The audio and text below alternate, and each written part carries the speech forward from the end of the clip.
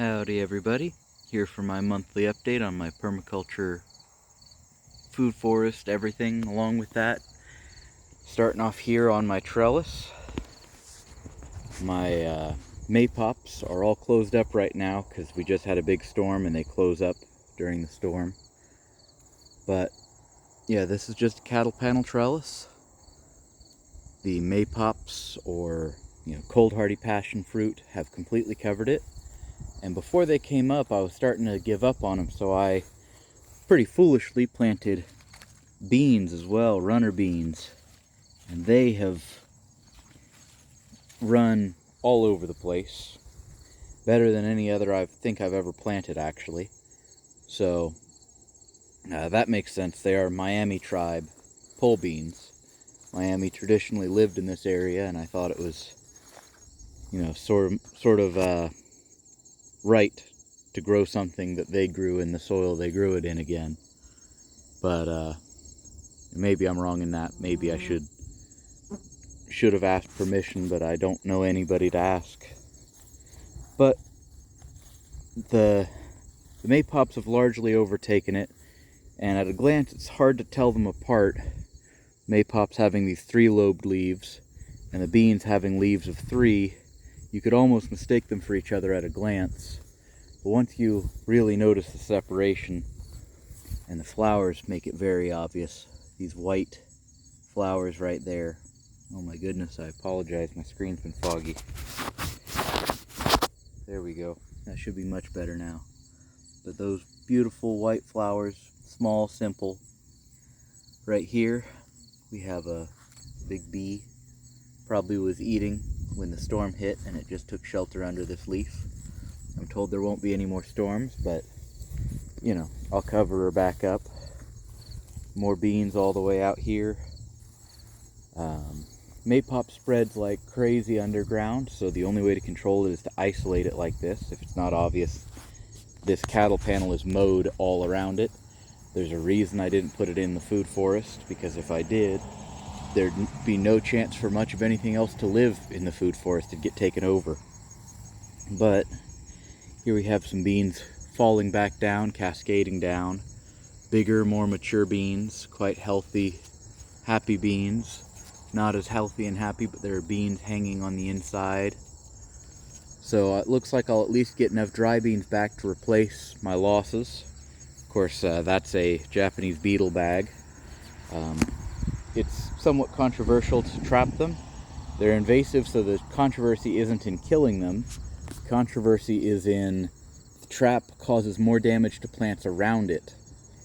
But I figured if that's the case, I'll put it next to the Maypop, because as you can tell, this plant is just crazy aggressive.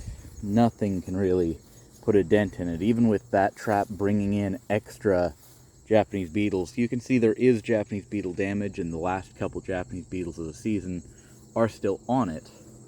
But they're just not doing any real damage. Over on this side, I planted a different type of bean. This side is winged bean. I'm really excited to see if I get any production out of the winged bean. I've tried to grow them a couple years in a row, and I've never even had this much success. I've always planted them too soon. They need things to be hot, hot, hot before you can plant them. In here, these are quite small still, but these are going to be the fruit of the Maypop. There is absolutely tons and tons and tons of fruit on the Maypop.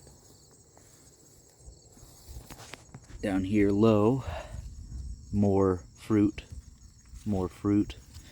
With these, you tell when they're ripe by two things.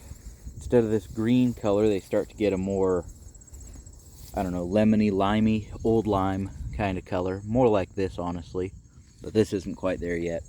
But they get a nice yellowy green, very, very creamy green, I guess. Very pretty. But that's the first sign, and then I usually wait until they kind of dent, or they right now, I don't know why I'm doing this, because I know you can't feel the weight in your hands, but right now they are taut, they're kind of hard, and they feel kind of light.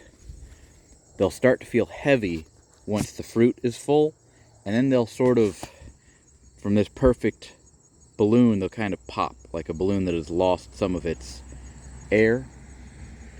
And that kind of pop motion, that squish, or that wrinkle, that's sort of the ideal way to tell that the time has come, they need to be picked. And they last decently well just sitting out on a counter in my experience. I could eat them, I picked them all before first frost last year, and I think I was still eating them now and then into December, but they were starting to dry out by then. But they last pretty well. I bet they would last even better in a fridge or in a Ziploc baggie. Great plant. Just got to remember to keep it contained, because it will go everywhere. While I'm still out here, speaking of go everywhere, here, middle of the lawn, those are Maypop. So that's why it's isolated, because it will escape and it will take over everything. It's a native plant, but people call it invasive because it is that bad. Alright, stepping up over here, getting into my Hugel Mound. It's a little bit messy, especially after the storm just blew through, but I've got strawberries running all over it. Honestly, this seems like more than the storm. I think maybe some animals came through and laid around it. But, yep, lots of strawberries left. I haven't really cared for this Hugel Mound in a while, so it's mostly all weeds. But I seeded it with clover to try to fix nitrogen.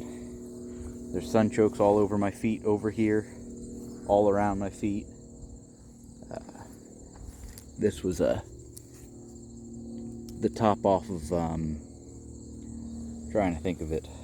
That's a type of onion. Shallot. Those were shallots. Let them go to seed. There's asparagus, happy as can be. Sunchoke falling over in front. There's that iris I planted a bit ago.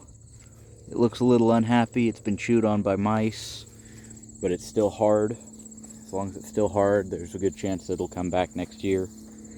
More sunchokes, more sunchokes. Yep. Just life doing its thing out here. Even though things aren't exactly where I put them or where I wanted them, there's a lot of life still here. There's a lot of food still here.